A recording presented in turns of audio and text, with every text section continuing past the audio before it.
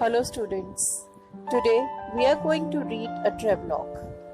Travelogue means a book, film or lecture about the places visited by or an experience of a traveler. The narrator Tishani Doshi says if we want to understand the Earth's present, past and future, Antarctica is the place to go.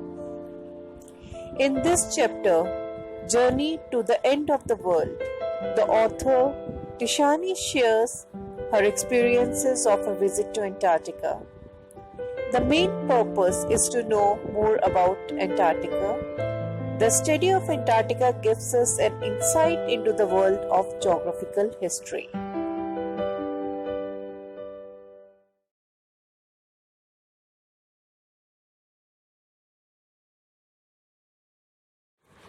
Let us start with the explanation of the first paragraph. Here, the author talks about her journey to one of the coldest, driest and windiest continent, Antarctica.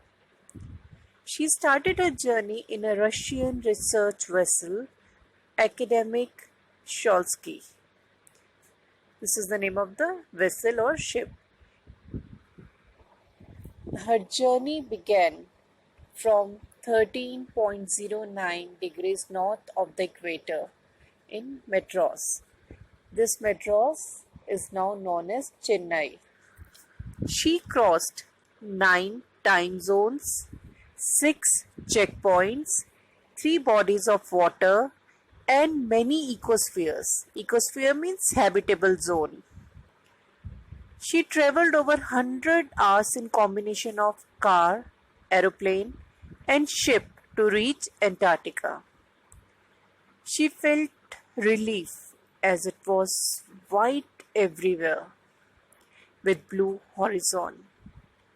She was amazed at its immensity. Immensity means extreme large size, and isolation means separated or not connected with any other continent. She was astonished to think that once India and Antarctica were geographically connected. Students, you will also be surprised, but it is a fact that once India and Antarctica were not separated, they were connected. So in the next slide, I will explain how.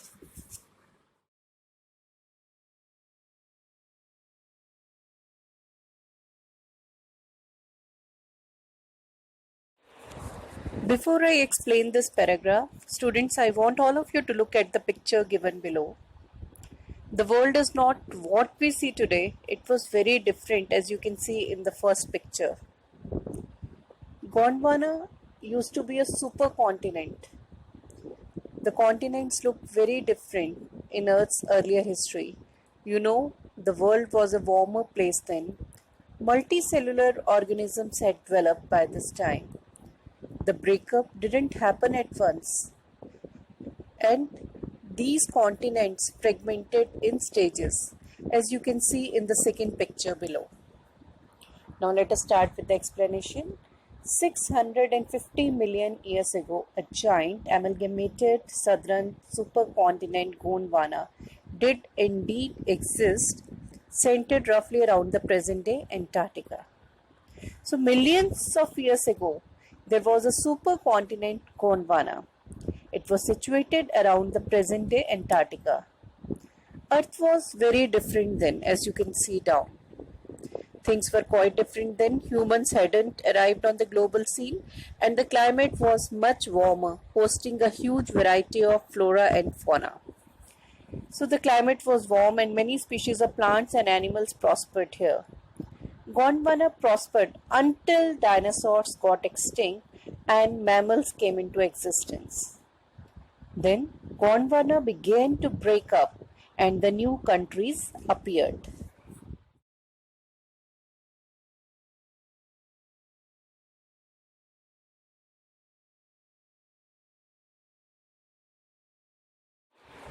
To visit Antarctica now is to be a part of that history, to get a grasp of where we have come from and where we could possibly be heading.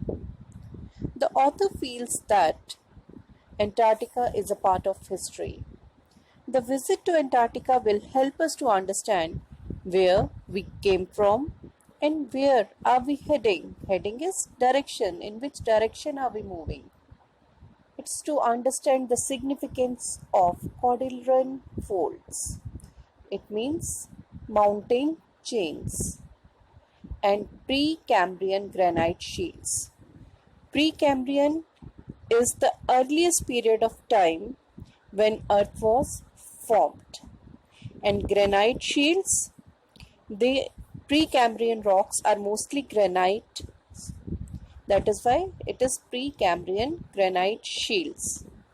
So Antarctica is the best place to understand the significance of mountain ranges and granite shields, ozone and carbon, evolution and extinction. When you think about all that can happen in a million years, it can get pretty mind-boggling. So these changes happened in million years. Now what are the changes? India pushing northwards, jamming against Asia to buckle its crust. India pushed against Asia, and this gave rise to Himalayas. And South America drifting off to join North America, opening up the Drake Passage to create a cold circumpolar current. South America drifted to join North America, and it opened up the Drake Passage. This Drake Passage created a cold current that went around the South Pole. It left Antarctica cold and isolated. Students, now go back to the previous slide and see how South America and Antarctica were connected before it drifted.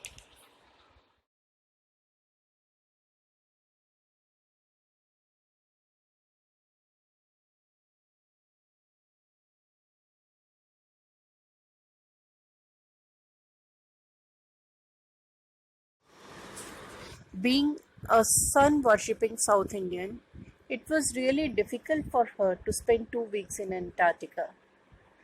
As you know, that Tishani belongs to Chennai, which is a warm place, and sun is worshipped. Imagine how difficult it must be for her to stay 2 weeks in Antarctica. Antarctica is a huge expanse of ice. 90% of the Earth's total ice volume are stored here. It was very difficult for her physically as well as biologically. Second sentence, it's like walking into a giant ping pong ball devoid of any human markers, no trees, billboards, buildings. So walking there is like entering a big ping pong ball. Students, I'm sure all of you know a ping pong ball is hollow, like your tennis ball. There is nothing inside. In the same way, this place is away from humans. There is nothing, no trees, no houses, no billboards. Billboard means hoardings or big boards for displaying advertisements. You lose all earthly sense of time and space because there are no mornings, noons, evenings, or nights. From small creatures like midges, it's a small fly, and mites. Mites are also very small creatures. So from small creatures to huge creatures like blue whales, icebergs, as big as countries, everything can be found in Antarctica. Now just now I said that there is no sense of time or space. Why? Because days are never ending. It is 24-hour day with sunlight falling whole day on the southern hemisphere. Usually it's very quiet here, interrupted only by snowslide from the mountains or breaking of ice sheets. Antarctica forces you to think about the Earth's geological history, and helps you to see your future, which is not very good or happy.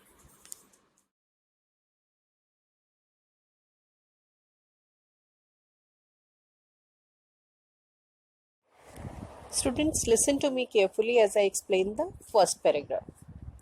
Humans, who are known to have existed for a mere 12,000 years, have caused tremendous impact and played havoc with nature. When we talk about millions of years with regard to Earth, 1200 years are nothing, just few seconds on the geological clock. Geological clock means period of time covering the formation and development of the Earth. In this short time, humans have exploited all the resources. The increasing human population is putting strain on available resources and robbing other species of the necessities needed for their survival. The unlimited exploitation of fossil fuels have created a blanket of carbon dioxide, and this leads to increase in global temperature, which we call global warming. Now let us move on to the second paragraph. We all talk and discuss climate change and questions like melting of Antarctica sheet, destruction of Gulf Stream ocean, and how the world will end still remains unanswered. Antarctica is an important element because it is untouched by humans. Secondly, half million year old carbon records are trapped in its layers of ice. If one wishes to study and examine the Earth's past, present, and future, one should go to Antarctica.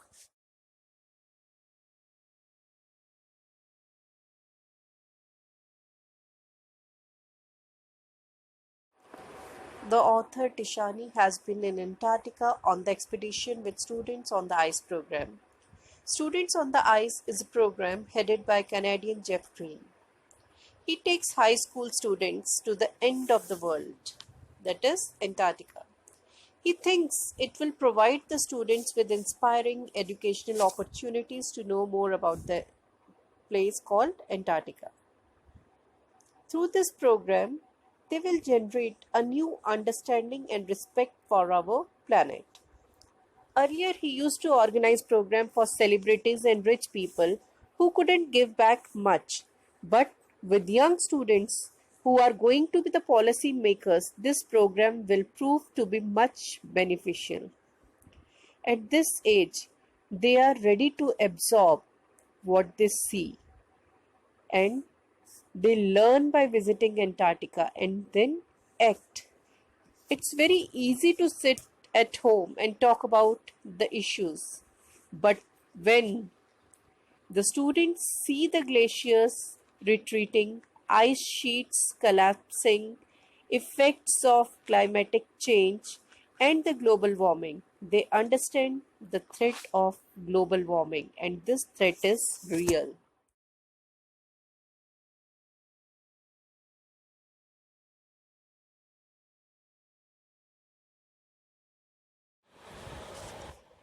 Take care of small things and the big things will fall into place.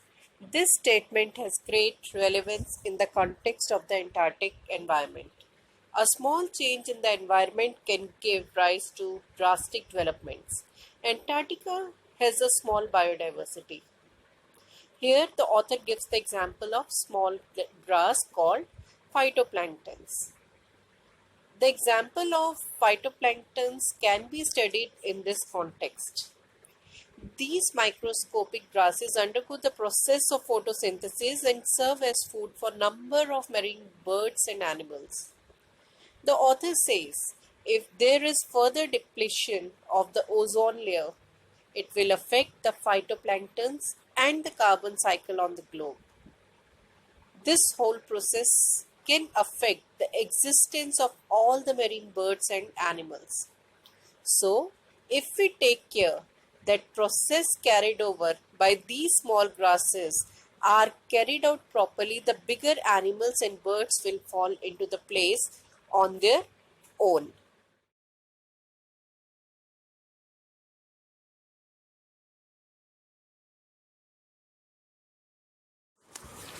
Here, the narrator Tishani relates her best epiphany. Epiphany is a movement of great or sudden revelation or realization. As they were about to reach Antarctic Circle, their ship was caught between wide stretches of ice.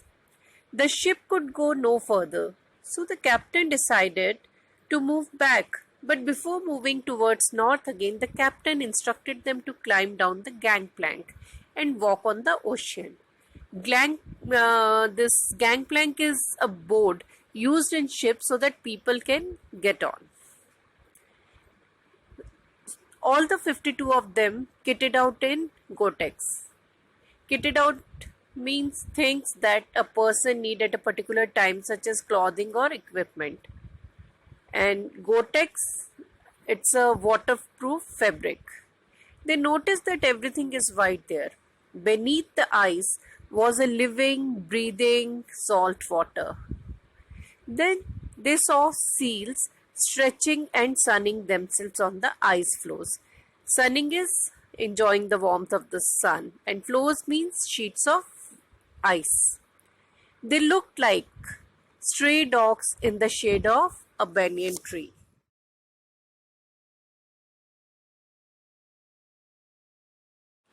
After crossing 9 time zones, 6 checkpoints, 3 bodies of water, and many ecospheres, the narrator reached Antarctica from Chennai. I was still wondering about the beauty of balance in play on our planet. What would it be if Antarctica were to become the warm place that it once used to be? So she wonders, what would happen if Antarctica becomes once again the warm place that it used to be? Or will we be around to see it, or would have gone the way of the dinosaurs, mammoths, or woolly rhinos? So, will we survive to see this day, or we too will disappear like dinosaurs or other animals? Nobody can tell, but after spending 2 weeks with a bunch of teenagers, with the youngsters who still has lot of inspiration, enthusiasm to save the world, the writer feels that what we do today has a long-term effect on our future.